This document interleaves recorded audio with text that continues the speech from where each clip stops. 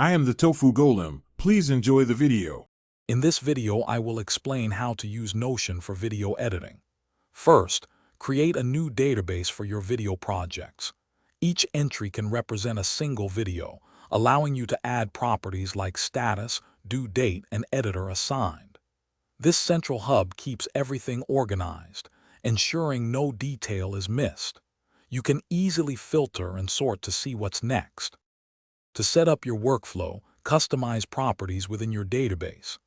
Add text fields for descriptions, date properties for deadlines, and multi-select tags for project status. Consider using a Files and Media property to attach scripts or storyboards directly. This structured approach helps visualize progress and identify bottlenecks, making your editing process much smoother. Notion excels at team collaboration.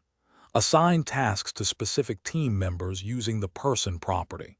They will receive notifications, keeping everyone informed. Use the comment feature within each video page to provide feedback or ask questions.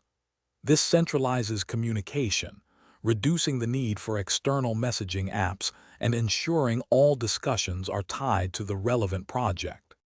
For advanced users, explore Notion's integration capabilities with tools like Zapier to automate repetitive tasks.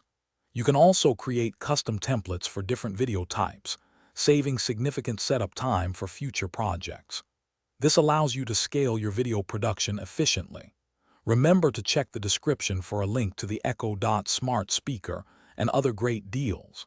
It's a fantastic way to enhance your creative environment and stay productive. Thanks for watching. Consider subscribing if we helped you today.